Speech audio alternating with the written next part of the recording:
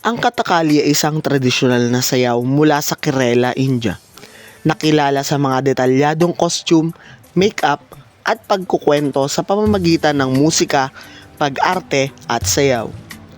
Ang Kathakali ay nagsimula noong ika-17 at ika-17 siglo na may ugat sa mga sinaunang sining ng templo at katutubong sining mula pa noong 1st millennium CE. Ito ay nagmula sa mas lumang anyo ng sining tulad ng Kutyatam at Krishnanatyam. Ang pagpangalang Kathakali ay galing sa kata na ang ibig sabihin ay kwento at kali naman na ang ibig sabihin ay pagtatanghal o laro. Ang mga costume at makeup sa Kathakali ay detalyado at makulay na nagpapakita ng iba't ibang karakter.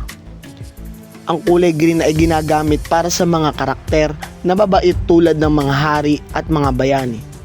Para sa karakter na kontrabida o may masamang ugali, ang kulay knife. Whitebeard naman para sa mga karakter na superhuman tulad ni Hanuman. Ang Redbeard naman para sa mga karakter na galit o masama. Ang Blackbeard naman para sa mga naninirahan sa gubat o mga mangangaso.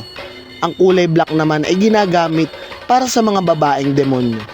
May tinatawag ding muniku para sa mga babae at mga asetiko na may makintab at dilaw na muka. Ang Kathakali ay gumagamit ng mga hand gestures or mudras, facial expressions or rasas, at body movement para magkwento. Kasama rin dito ang mga galaw ng mata at iba pang ekspresyon ng muka para ipakita ang emosyon ng karakter. Ang mga mananayaw ay sumasailalim sa matinding pagsasanay kabilang ang body massage para magkaroon ng flexibility at control sa kanilang mga muscles.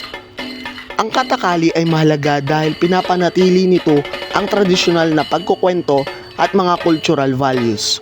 Ito ay isang paraan ng pagsamba at pagpapakita ng mga moral at ethical lessons mula sa mga sinaunang kasulatan ng India. Ang sining na ito ay nagpapakita ng pagsasama ng classical at folk traditions at nananatiling mahalagang bahagi ng cultural heritage ng Kerala.